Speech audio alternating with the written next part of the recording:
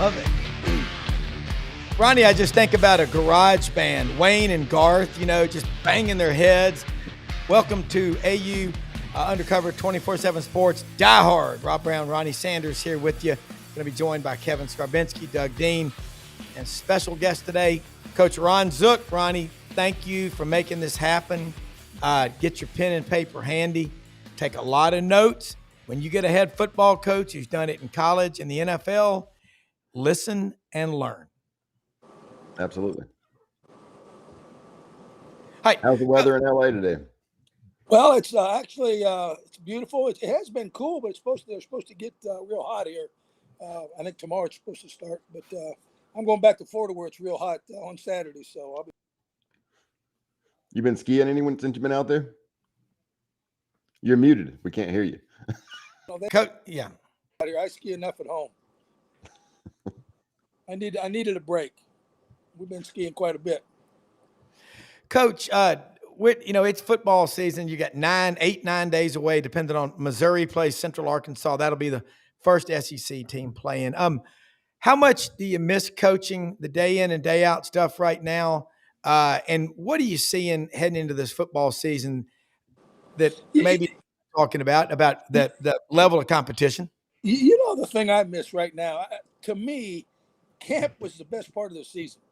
I mean, camp is where it's, it's a booger. It's hard. It's there's not a lot of sleep but that's you're preparing your team for the year, and you try to install and go through as much stuff as you possibly can. You're not necessarily game planning, although they'll start game planning here in the next few days. But it's I love camp. The biggest concern you had in camp was trying to keep everybody healthy. How do you do that? How do you hit enough? You got to hit. You got to have contact. But obviously, you got to make sure you take your players to the game also. But this was always the most exciting, the fun time for me. But I think now, and it's funny, this is the first year in a long time where I've, haven't been in camp, and it's funny because I guess it's probably always like that. But just reading stuff and all the procrastinators and all the people that are, they're saying this guy's going to be good, and I think everyone who predicts something should be held accountable. If they predict a certain team's going to have a certain record, and they're off, then they should have to pay for that. I mean, it's like the coaches. I mean, because people listen to that. They listen to the papers. They listen to people when they on these podcasts, and a lot of times, and it's hard. It's a guess. Your injuries. There's so many things that have an effect on a season. Attitude. Gosh, and Ronnie and I talked about this the other day. There's some teams that are going through it with the NIL stuff, the attitude of the team. And, and once again, you got to have good players to win. But I've always said this, it's not always the best players to win. It's the best team that wins. And how do you get 100 guys, or I guess it's 105 now, 105 guys pulling the same direction for the same thing? And that's hard in today's day and age. Yeah, it is. Kevin? Ron, how much did you try to, as you were getting closer to the season, closer to that first game week, block out the outside noise? As you said, everyone and their brothers making predictions. They're putting out their playoff predictions, their SEC championship predictions, individual teams. Some people break down and predict every single game for teams. Yeah. How much was that a distraction for you as a head coach, and how much did you try to block it out from your team? Well, Ronnie will tell you, when we were at Florida, I mean, it was, we used to always, it was unbelievable. But the coaches, you can block it out. Coaches can block it out. But the problem is your players don't.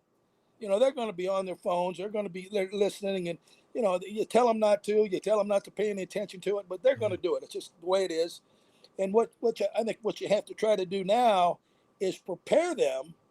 You have to, because of that, as a coach, you have to kind of know what's being said.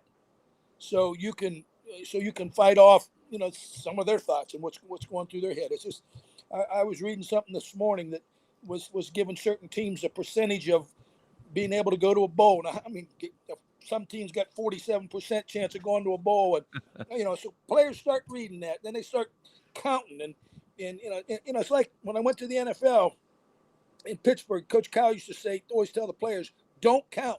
You know, if they're going to keep 3 running backs, don't count. It doesn't matter until it's over. Well, it's the same thing, and you can't start counting.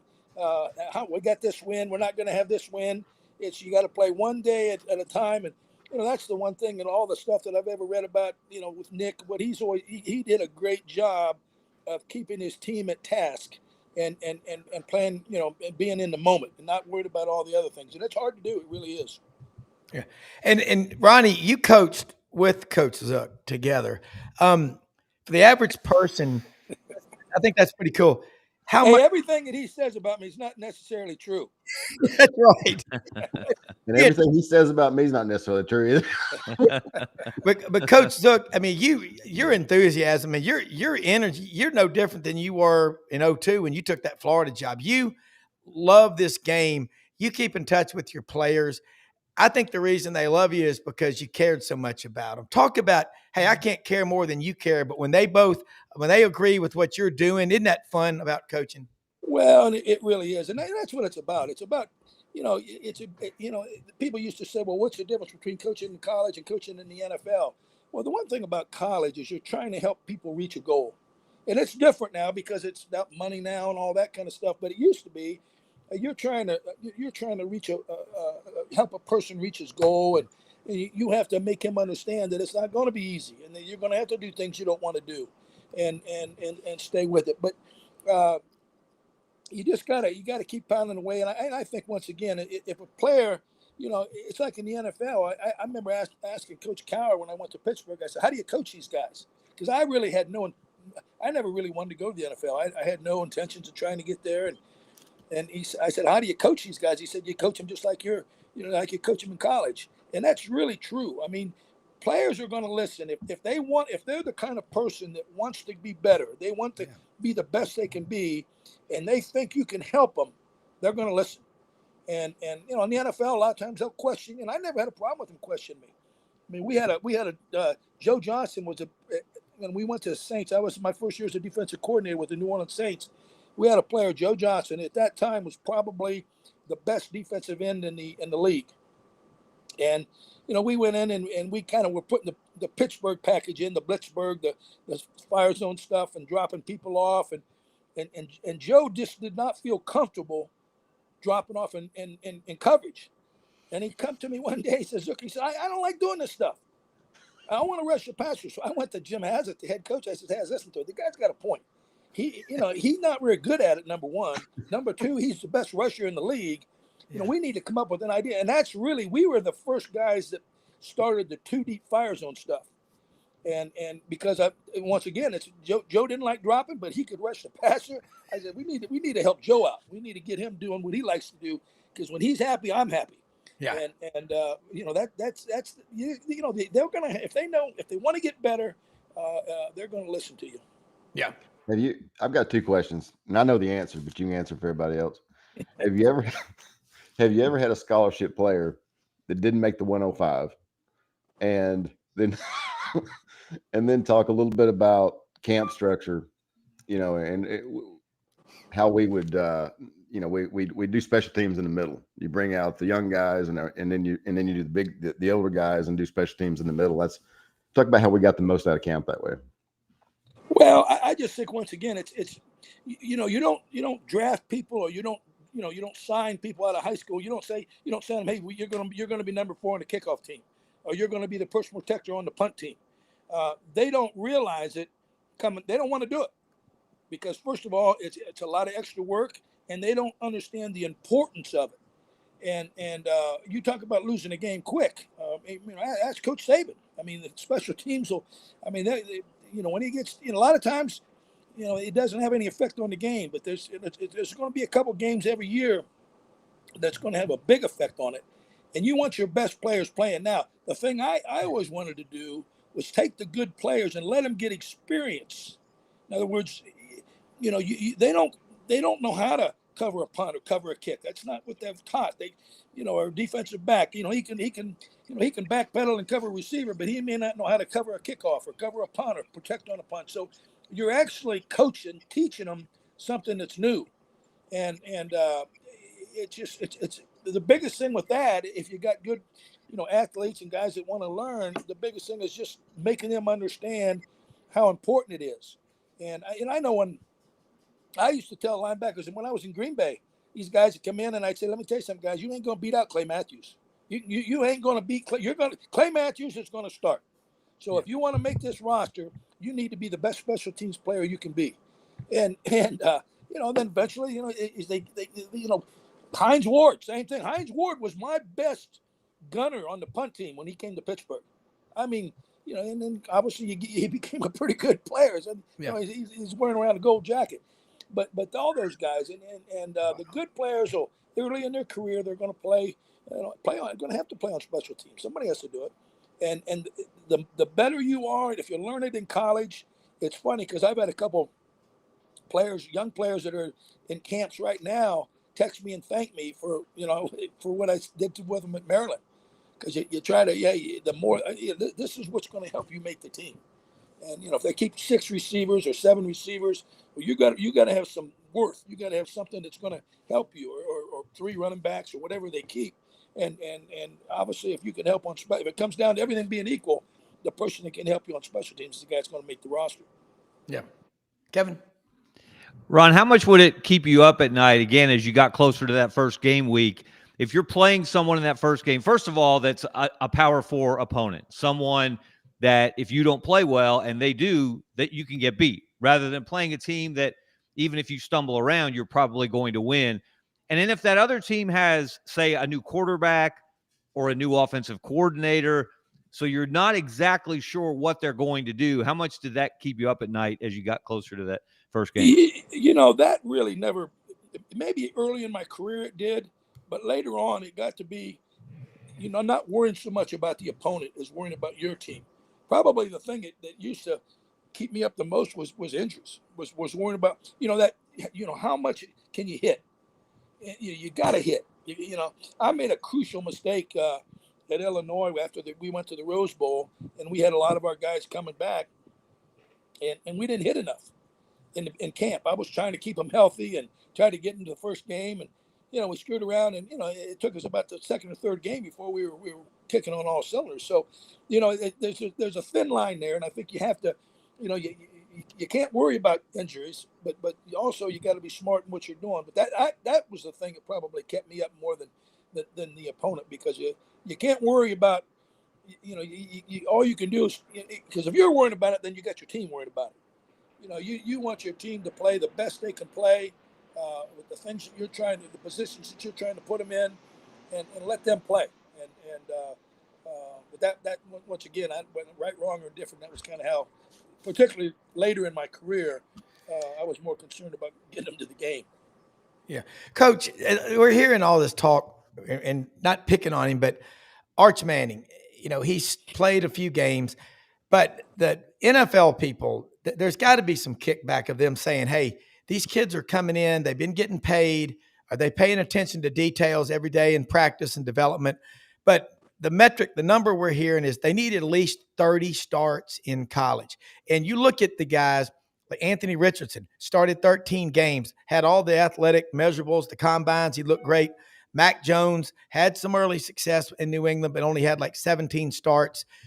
Kind of make sense and make believers, because I believe in that. I believe experience matters. Well, football is a reaction game. If you're thinking, you're behind. It's a reaction game. And the more times you do something, the better chance you got to just react in. And I think that and particularly the quarterback position. It used to be back in the 90s, if you had a quarterback that could take care of the game and manage the game and not turn the ball over, play good defense and special teams, ball control, you could win. Now, if you don't have a quarterback, even in high school, if you don't have a quarterback, you have no chance. And I'm talking about to win it all. You got to have a quarterback that can play. And I think that the hard thing, you think about all the things that poor kid's been through. I feel sorry for him a little bit. I'm sure he's going to be a great player. He's got great bloodlines. He's got, his dad, his uncle, or I guess his uncles and his grandfather are great players. And so he's had every opportunity to be around all the, the good things and coached right. Still, you got to go out there and do it. And I'm sure he will. But the more you play, the better you're going to be. It's as simple as that. I remember one time, and you talk about freshmen playing, and Ronnie will remember this. We were starting 5 freshmen at Florida our first year. And Coach Bowden, and I love Coach Bowden. I always got along great with him. He was a great man. And he was, everybody was kind of picking on each other. And he made a comment. He says, well, every time you start a freshman, you're going to lose a game. And I remember telling our staff, well, we're starting 5 freshmen. That ain't good for us. That's the case. No. But, the more you play, the better you're going to get. Yeah. Doug Dean in Birmingham, Coach Ron Zook on here with us. He's in L.A., and he confirmed it ain't Lower Alabama. It is the Los Angeles and stuff out there. But welcome in, Doug. Hey, Coach Zook, great. You talk about Lower Alabama, but Danny Warfel, this is a story that a lot of people don't know. Danny Warfel was going to Alabama. Yeah. And I happened to be, he came, he was at Fort Walton Beach and in Lower Alabama, and he was going, Coach Spurrier didn't want him. And then he came in, and that's when they were playing the state championship games in the Swamp, and he took the game over. And Spurrier told Bobby Sanders was recruiting him. He says, Bobby, maybe we ought to look at that old boy. Of course, Bobby was in the jar because, he'd already turned him loose. So I said, well, Coach, I'm going up to see a linebacker in the Panhandle tomorrow. We'll go up and if Bobby can set it up, we're going to see him. So I was actually in the house with Bobby Sanders, the guy that was recruiting him, and Spurrier, and Danny and his dad when we got him to come to visit. And but I think about Lower Alabama. That was always the Fort Walton Beach is being Lower Alabama. Yeah, absolutely, Doug. Coach Zook, Doug Dean in Birmingham, an honor to hang out with you and get what you have to say about football of days of yore and what we're seeing these days. But you learned it all in Loudonville, Ohio, didn't you, Coach? Loudonville, Ohio. Bill Banning was my high school coach, and that was a long time ago. Here's my question. We ran the wing T. There you go. Hey, it worked for Gus Malzahn. The revision of it, that was wing T stuff he was running. And that's perfect that you would refer to the wing T, because my question goes to there's fans tend to, it seems to me, they get enamored with defenses and offenses, the systems that are complex. The theory being you'll be 3 steps ahead of the opponent. And I look at the turnover and disruption of you don't get a player anywhere remotely close to even the 3-year average of NFL players. So do you have them long enough to even play it complex? So if you can pick either side of the ball, Coach, isn't there an argument for going ultra simple? And, people made fun of Gus Malzahn and some other coach. He only has 5 plays. But if those 5 plays, one of them is Nick Marshall running RPO, it's hell on wheels, isn't it, Coach? Talk about that. I don't think there's any question. And I think if you go back when free agency started in the NFL, you saw NFL systems. They got a lot more simple. Before free agencies, these guys would be on, they'd run, these guys, players would be there 5, 6, 7 years, 8 years, whatever, and doing the same thing. So obviously you're gonna be a lot better. You're doing the same thing and staying in the same system. But now when you start, every NFL team's gonna turn over 20, 30% every year. Well, your systems have got to be able to, you got to be able to bring people along, and it's the same thing in college. You're saying, and that's what's hard with college football right now, because these kids are, they're just they're up and leave, and it's hard to manage your football team, not only your roster, but manage your systems. So you have to do things that are simple. And Ronnie will remember this. We're playing, when we first got to Florida, we were what everybody runs now, just the quick sweep out to the receiver. And we were averaging 8.2 yards a play. 8 points, and with the bubble screen. Everybody in the football runs it now. And you remember, Ronnie, they were killing me. Because we weren't throwing the ball downfield. We weren't Steve Spurrier. We weren't, and we were averaging 8 yards a play. And I was talking to Mark Rick before the Georgia game that first year. I said, Mark, they're killing me. We're running the bubble sweep and getting 8 yards a play, and they're killing me. He says, well, they're killing me because I'm not running it. So, it's what people think and whatever works. Well, looking at, everybody on here, we all love football. And Doug, that was pretty cool about the wing tee or a version of it. What's the shelf life of an offense or a defense that's new that comes into college football nowadays, in your opinion? Well, I don't know if there's actually a shelf life. I think what you see is you see it continually change because, defenses will catch up. And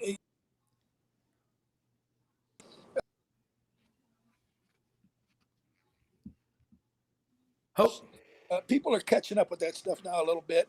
But when you talk to an offensive coach, they'll tell you that it can't be stopped. If everybody does their job, maybe it can't be stopped. But once again, it goes back to everybody doing their job, and that's not as easy. It's not easily said. So, but I think what happens, the more you see the same thing, the more your players react. Once again, it's a reaction game, and your players react to what they see, and they're going to play a lot better. Yeah. Ron, I don't know that there's actually a time, something. The RPO is. You remember back the veer, the split back veer, the wing tee, or not the wing tee, but the wishbone. Those were offenses that were hard for people to get ready for. You look at the Army and Air Force Academy, they still do it, and they're able to do it because defenses are not able to prepare for that stuff. They get a week. Most of the teams that are going to play those teams now, they're going to take a week off in the spring or a few days in camp and actually work on it to get a little head start, because when you only got 2 days to prepare for it, it's hard because it's an assignment football. Everybody has to take their assignment. Everybody has to react right. And that's why they're able to get away with it and be pretty successful. Ron, the SEC and the Big Ten have separated themselves as the two best conferences in the country. A lot of people talk about the differences. You actually lived it in both leagues. Break it down for us. Life in the SEC versus life in the Big Ten. Well, it's who you talk to. They're both good. It's good football. I think the Big Ten has gotten better. I remember when I first went to Illinois, I guess I'm trying to think of the Big Ten commissioner, Jim Delaney. Yeah. I remember him telling us, having all the Big Ten coaches, football coaches in there in the meetings and getting after us a little bit about, hey, we needed to step our game up. We need to do a better job recruiting. We need to win the bowl games. And I brought up a thing about, because when I first went to Illinois, everybody wanted to be done with their bowl game and be done by November. And you got all the SEC, they're playing the first week of December with the championship games and so forth. And so the out of sight, out of mind. And I brought it up in the meetings. I said, guys, we're losing, because I come from the SEC. We're losing because we're a week or two. We're not playing. People aren't watching us. Well, that's what Bo and Woody wanted to do. And I said, well, Bo and Woody are dead. We need to, we need to take this thing and, in my opinion, play it in December. So at least you're on TV. And of course, TV has done such a big thing with the exposure and so forth.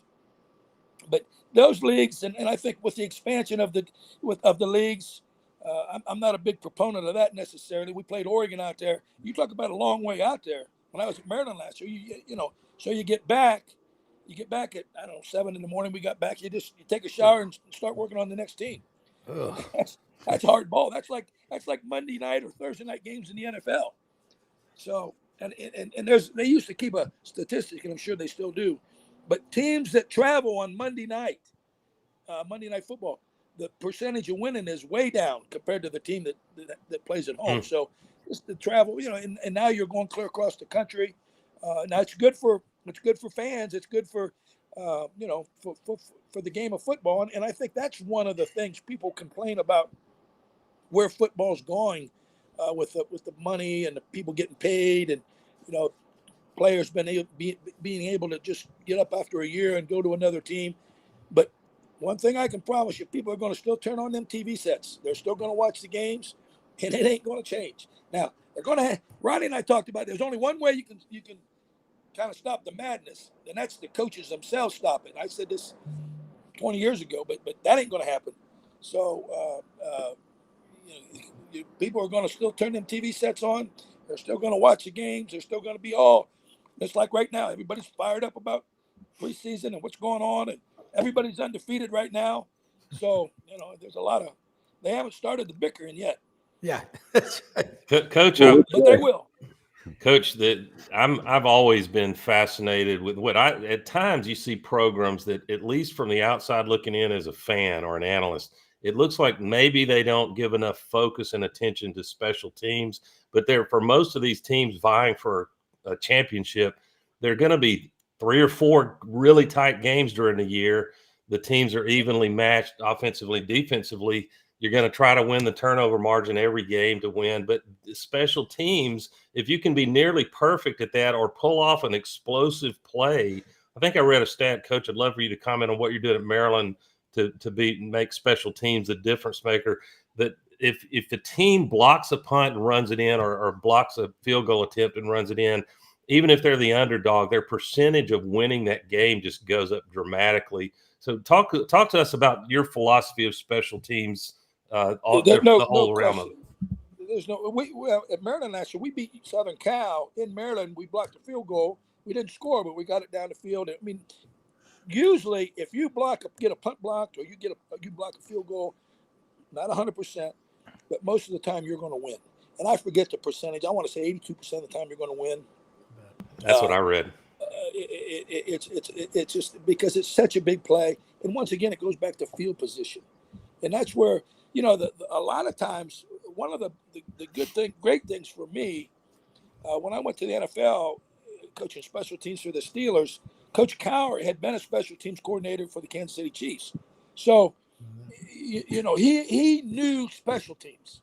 A lot of coaches don't know it. They don't want to know it. They don't. They don't want to know it, but it's still if you got to understand it, it's not a third of the plays in a game, actually the number of plays, but it's a third in terms of when it counts. And like you said, it may not be every game that's important, but there's going to be the games that you're going to need to have that it's going to be critical. Coach, is that for specific on punt blocks? I might be imagining this, but it seems like in maybe the last 5 years with that punt formation, you've got 3 up backs that are back near the punter, if I'm saying that terminology right. But are we seeing fewer punt blocks? What's happening with that play that we used to love? That's the reason that people did it. I think people are getting back out of that now, because what happens when you got 3 big linemen in there, now you got 3 guys that don't cover very well.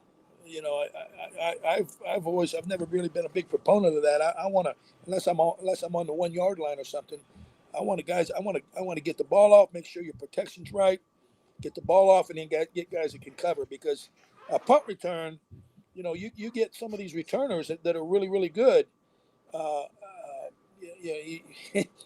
You get a punt return on you, and it's hard. It's hard to cover a guy when you got 52 yards of field to cover. So that's why more teams are calling return, not punt block. Right.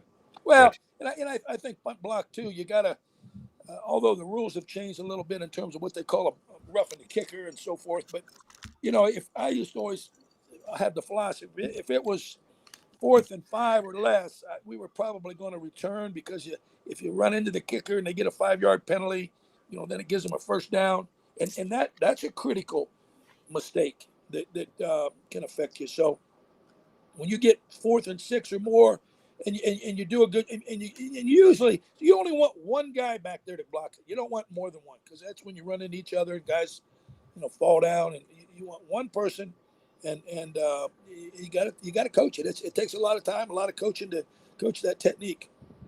Talk a little bit about there are a lot of great venues in the SEC. Talk about which place has, which places have the ability to affect the game the most. Well, I told you this the other day. The loudest game I've ever been in, bar none, is Seattle. When I was at Green Bay, we played Seattle every year, and a lot of times it was for the NFC Championship game, and that place is deafening. But Auburn used to be the loudest place I've ever played, and I know that doesn't. I don't know what's it hold, 80, 90,000, 85,000. Yeah. And I don't know what it is about that place, but it we do.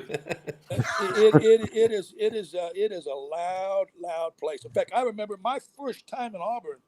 It was 1984. We were playing. I was at Tennessee, and it was Bo Jackson's junior year, and I was actually in the press box that year. It was one of the few times I was in the press box. But I was just I couldn't believe how loud it was in the press box. Of course, Bo Jackson made it happen too. But and then the next year they were #1 in the nation, and we played them in Knoxville and beat them in Knoxville, and but it was loud there too. But they're all, the SEC is just, It's not an easy venue. No, I've had the opportunity to coach in 8 Florida Georgia games, and 6 of them in the Gator Bowl. And 2 of them, it was one year they were redoing the Gator Bowl, and one of them was in Gainesville, and one of them was in Athens. But that's something about that game that's special. LSU, Auburn, and LSU, when you come in the buses, they're rocking the buses, and I mean, they come in and they're pushing the buses, and it's like, holy crap, what's going on here? LSU same way. I remember we beat LSU, Ronnie. Remember we beat them in the year they won the national championship. 3. And my brother had flown down there with one of my buddies, and they're on the locker room. And I said, well, Bob, how you getting back to the airport? I will walk. The policeman that was in there, he says, hey, I'll have a policeman take you back. You don't want to be walking now. You may not make it to the airport. But they're great. That's what makes college football. And you know what I really believe is the Big Ten is kind of trying to take after the SEC. Because they get it's a little bit more intense in the Big Ten now than it used to be. When I was there in the late '80s at Ohio State, Ohio State's always been kind of loud, but there were a lot of people that sit on their hands. Now I think I think once again they just got sick of hearing about how hard it is to play in the SEC, and so they've cranked it up a little bit. And I think Oregon is a tough place to play. So you've got some teams. Penn State's always been, they get it cranked up in there when they get particularly a whiteout game. We were fortunate enough to be one of the whiteout teams. I told Coach Paterno, I said, "Why are you making Illinois a whiteout team?" He said, "Because you beat us last year." Dang. But anyway, and I really think that the Big Ten is raised their level a lot to do because of the Southeastern Conference. I love that. And you talk about the venues, and Illinois now is, we won 10 games last year. So, I mean, I think, good job. yeah. But I just think football matters around the country. We were talking to Dave Bartu out in Oregon yesterday, and he said, Rob, he's an Oregon alum. He does college football matrix, comes on the show Mondays, our Sidelines morning show. He said, they'll get fired up for these big games, but people out here in Oregon, there's a lot of other stuff to do. And you hear about that in the big cities. Champaign, Urbana, Gainesville, Florida, Auburn, Alabama. That's the biggest show in town. That and going to church, and I think that's what makes it so dang special. But I mean, jump back in here, Kevin. I mean, I know Penn State. Wow, when they do a whiteout up there, it looks like the nervous hospital on steroids. Everybody wearing white. It's scary. It's loud. The other thing too, and this is one of the things I hope doesn't happen, but the rivalries. I mean, you talk about the rivalries in the SEC. I don't ever remember, Ohio State, Michigan. I mean, that obviously was a great big rivalry, and it always is and always will be. But in Alabama, Tennessee, Auburn, LSU. I mean, these are Georgia. These are rivalries that, people. They live for it. People get killed over it. Oh, goodness gosh! I mean, I think that has a lot to do with it. I mean, it's people they get wild now. They get wild. So, Ron, where do you come down as a coach on the debate 8 conference games versus 9 conference games? The SEC plays 8, the Big Ten plays 9. Does it, as far as which is tougher, does it really make a difference on which 8 and which 9, especially as big as the leagues are now? Well, here's the thing. And people in the Big Ten will get upset with me about that, but I really think, the people are making a big fuss because if you play 9 season conference games, then that's a better game.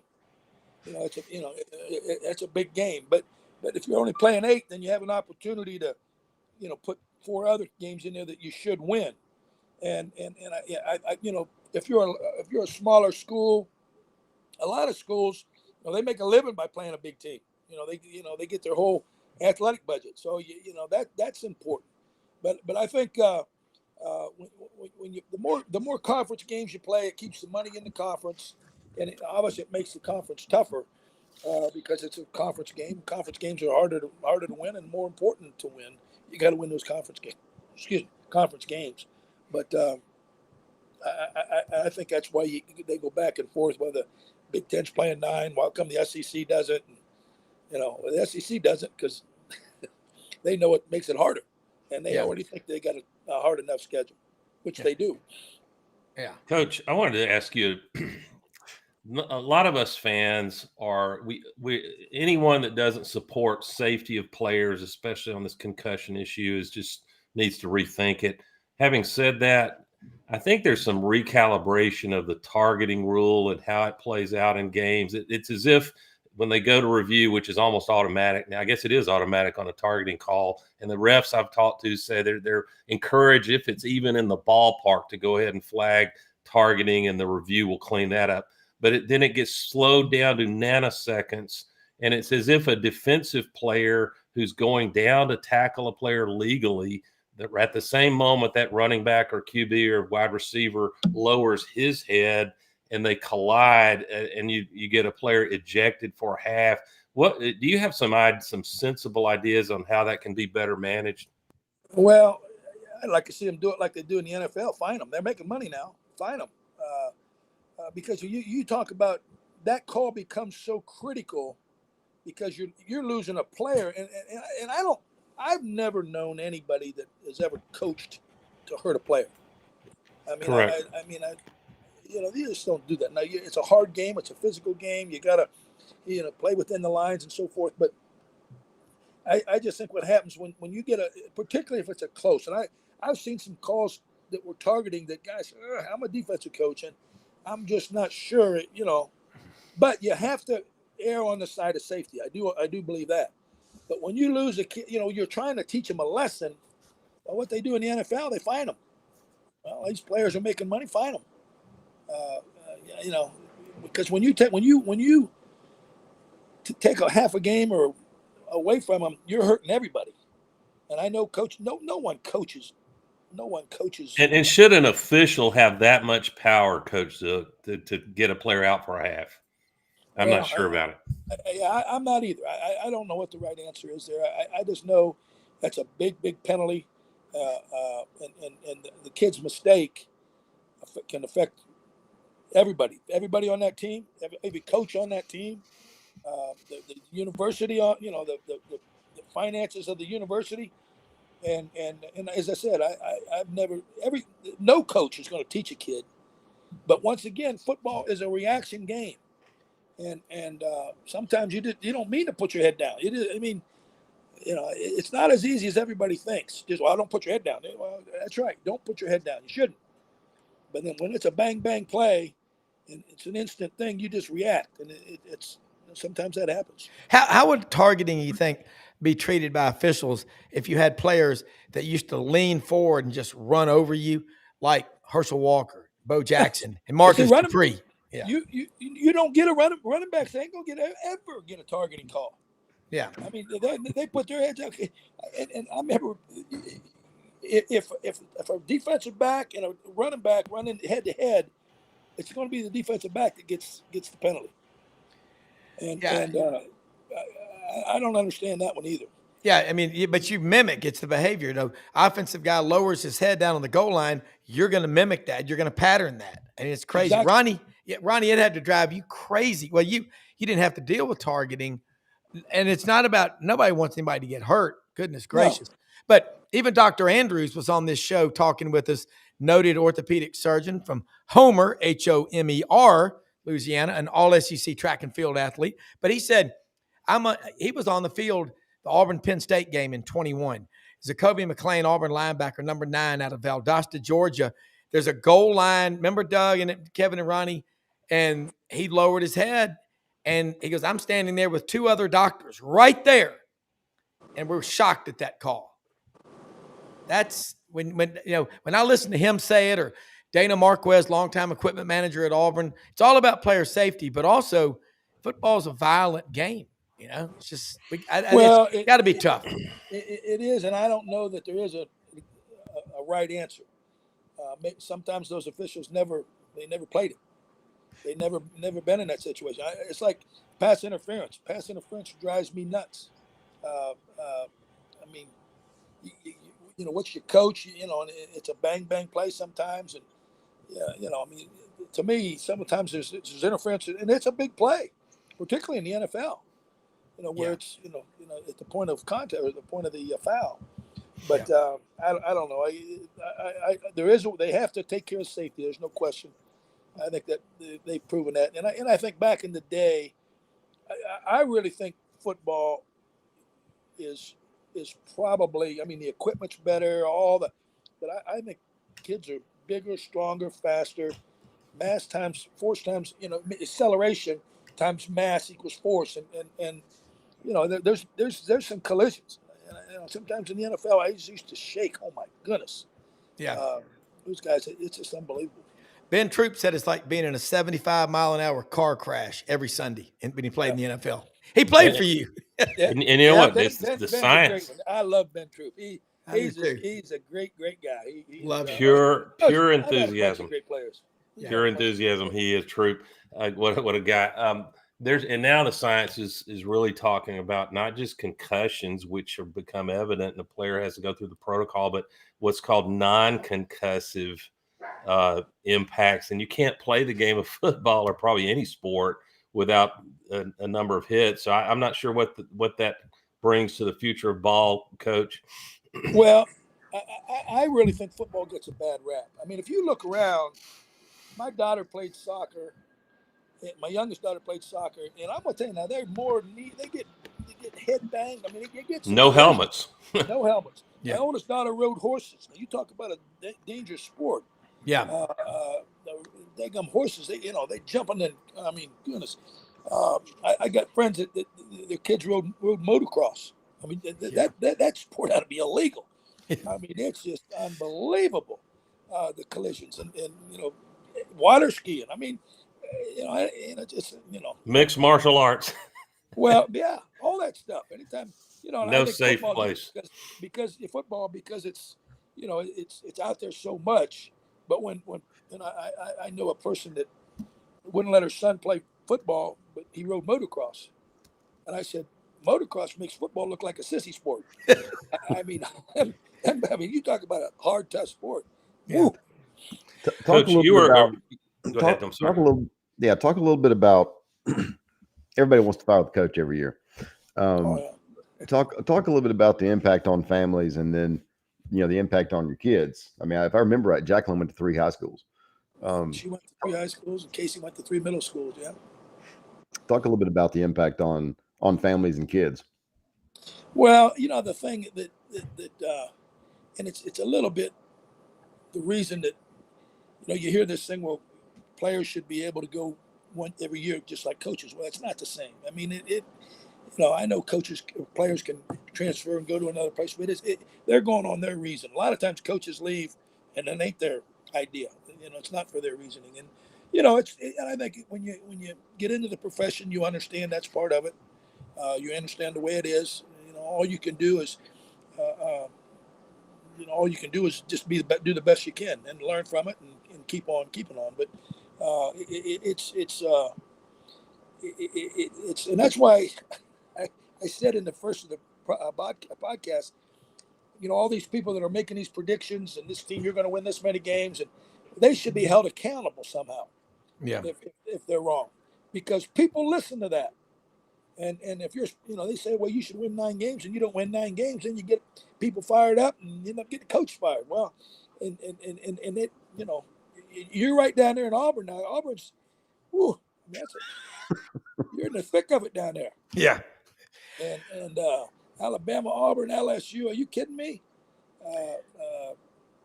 You blink wrong. I remember at Florida you'd run early in the morning, and then it'd be something. And this was before. Back then, it wasn't like it is now. But our coach must not be feeling good. He didn't look like he was running very well this morning. Golly, are you kidding me? Get a life. they live it. It's a religion. It's their and that's one of the great things about sports. It gives everybody an opportunity to root for the same thing and be on the same side. Yeah. And you know, that ain't going to change, I don't think. Ron, I'm curious. Someone mentioned Ben Troop earlier. I'm curious about your favorite memories of Chris Leak, who may be one of the most underappreciated players in Florida history. Yeah. No question. Chris Leak, not a great person, great kid, great player, worked his tail off. We knew he was going to be a heck of a player. You know, we had to play him as a freshman. I mean, that's not his fault. And he was a good player and just a great. You know, we signed him, and he flew down. We didn't pay. He paid for it his dad did, or something. Every weekend he would come to scrimmages on Saturday, and he'd watch the scrimmage in spring ball, stand behind the quarterback, and then we'd watch the tape after the scrimmage or Sunday morning. And he just worked his butt. He's just a great person. And you're right, he did not receive the credit. That first national championship, that's his.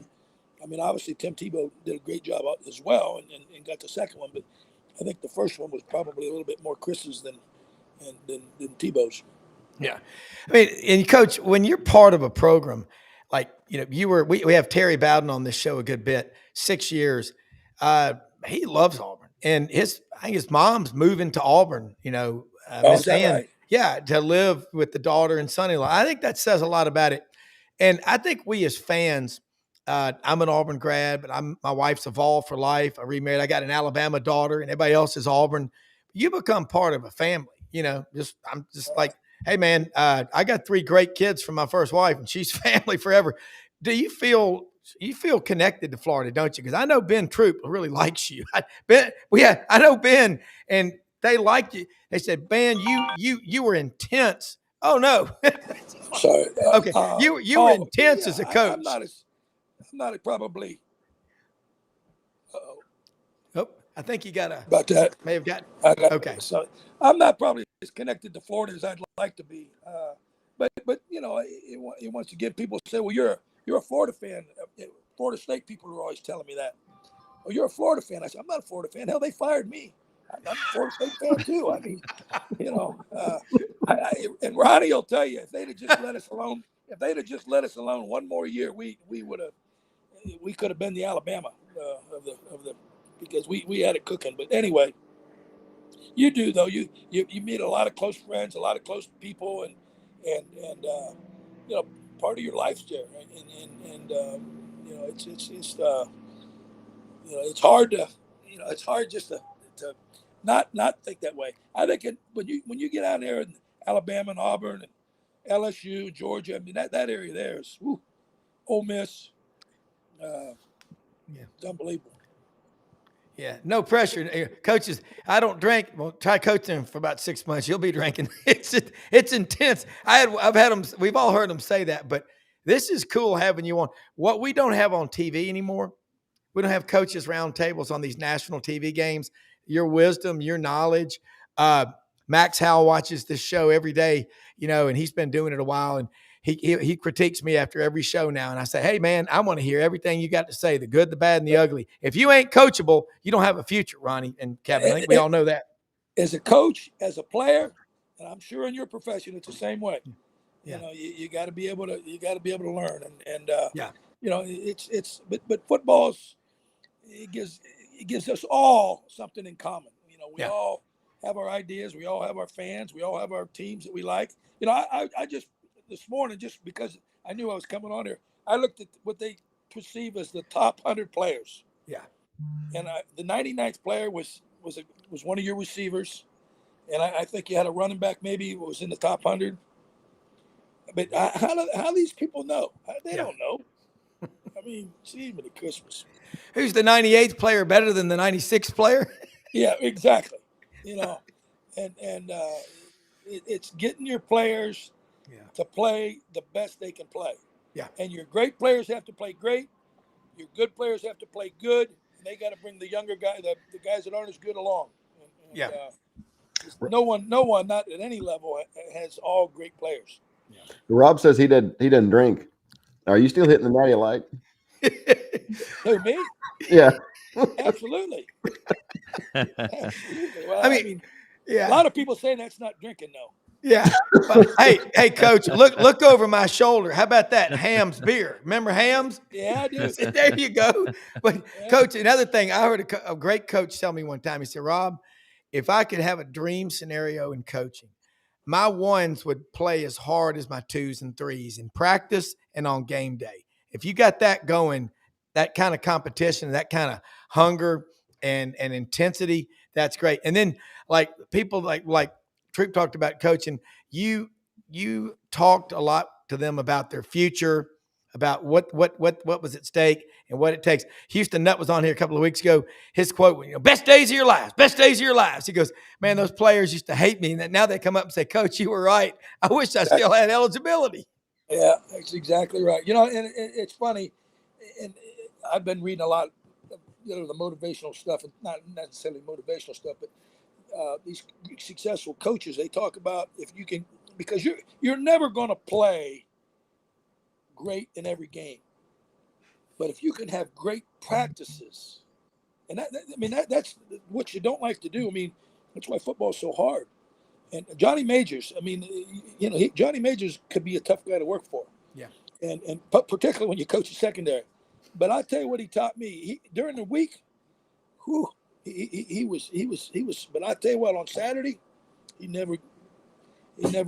was great. He said, if you ain't yelling, if I got to yell on Saturday, then I didn't yell enough during the week. And that's the whole thing. Because there's so many things going on during the game. And once again, football is a reaction game. Yeah.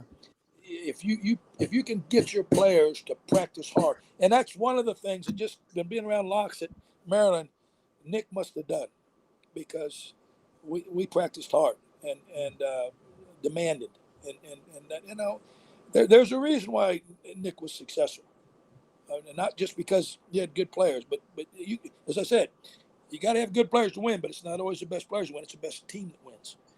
And he won because he was consistent. I kind of spent a lot of time looking at some of the things he's done, and he's a great football coach, but a great talent evaluator. But I mean, he was able to be consistent. I don't know. I'll tell you a quick story. Nick's first job was at Toledo, Ohio. And I got to know Nick. He was at Michigan State. I was at Ohio State. And we'd actually recruit together. We'd talk about, because he recruited Northeastern Ohio, and I was in Northeastern Ohio. And he called me Christmas morning at 10 o'clock because he wanted to know about a coach. And I'm thinking to myself, it's Christmas morning. It's 10 o'clock in the morning, and you're worried about who you're going to hire. I mean, but that says it all. That's why he's successful. It didn't just happen. And only thing I told him about the guy, I remember. I said, well, I can tell you this about the guy. Every place he's ever been, he's been fired. So he didn't hire him. Hey, let me tell everybody the story about when Nick tried to hire you. Oh, guys. Well, I was going to go to Michigan State, and as we're talking, Nick says, well, I'm going to run the defense. I just want you for recruiting. And I got to myself, wait a minute, why do I want to go? Why do I want to go? I'm in Florida. I'm living in Florida. Why do I want to go to East Lansing? And when I can't run the defense. And then they made a big push at Florida to keep me and do some things there. But and Nick was a little upset with me. But we've talked through the years. I tell you what he's done now is remarkable. Yeah. You don't that just doesn't happen. The consistency, the sacrifice that he put. I've talked to some coaches that have worked for him, and 365 days a year, they said he watched tape. And you say, well, that's hard to do. You get tired of watching tape sometimes. You watch all, and coaches better know the players, because it still is about the players. Ken Donahue, who was Bear Bryant's defensive coordinator for 21 years. I worked with Coach Donahue at Tennessee. And he'd always say, Ron, Better be known as a bad coach with good players than a good coach with bad players. And that always stuck with me. You get yourself some players, coach them up and let them play. Get out of their way. Coach, Kinda like I'm you. sorry, guys. A lightning storm knocked me off for a minute. I'll watch Coach Zook's comments tomorrow. But you're perfect to have an opinion on this question because you've been around the NFL. You understand roster management at that level, which more and more college is going to start resembling. 100%. And you've been around the college game. So I'm intrigued. I think things are changing before our eyes, but I don't think fans' knowledge has caught up with it. For example, it's great to say you're a top 5 and you are a renowned recruiter everywhere you've been, but it's great to say for your fans and for your team that you've got a top 5 ranked class of high school players. The problem is these high school players, you're going to burn through some NIL money and you don't know if they can play or not for a while. So what if I give you $30 million in NIL money at a prominent, proven SEC school of your choice? I'll have a good roster. You give me $30 million. You give me $30 million. I'll be all right. I think you will, but how would you deploy between portal gets that you can see what their body of work is in high school? How would you balance that, all things being equal? Well, college football is you don't get 3 or 4 years to build. It's what can you do for me right now? So I think, and then it hurts the high schools, but you got to get into portal and look at what Indiana did. Look what Indiana did. And what if you look at what Indiana did, really look what he did the year before at the school he was at. Because he brought 10 or 11 guys from there. So he did a great job in recruiting and he brought those guys. And Indiana was not when we played him, we really could have. I don't say should have, but could have beat them when I was at Maryland last year. But they got better and better and better and better. Yeah. But so he did a great job where he was before. But I think what you have to do is like in the NFL, you got a certain amount of money, and then each position, obviously the quarterback is the key. You got to have a quarterback. But then then you have to level your play the amount of money that each player is going to get. I mean, certain players aren't going to make as much, and that's what hasn't caught up in college yet. In the NFL they kind of understand. A linebacker, unless he's all pro, understands he may not make as much as a wide receiver or a running back or quarterback or and obviously not a quarterback. So the next you have to kind of people have to be able to put their money together and get the roster. You can't put it all on one player. You got to be able to, because you got to have good players around him. And it's like Belichick used to do. Look at all the players that Belichick did in New England. Of course, he had Brady, which makes a big difference. But then they would bring players in to play special teams and pay them that were really, really good players. And because you want to make your roster, they're not all going to be the best, but you want to make everybody as good as you possibly can. And go ahead. No, I was just saying, isn't it the second 22 players, not just the starting 22? Well, and then you got to be able to turn the bottom 20% of your roster. Yeah. In other words, it's like any business. I mean, if you're not doing that, then you're going to stay the same.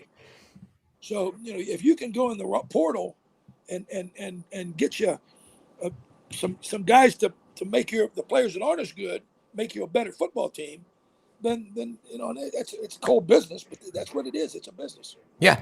And I don't, Brendan, Coach, we're about run out of time, but we Ron Zook, Ronnie, get him back on. This is great stuff. I mean, again, when you get a football coach on here, and Kevin and all of us, we could go for days with you.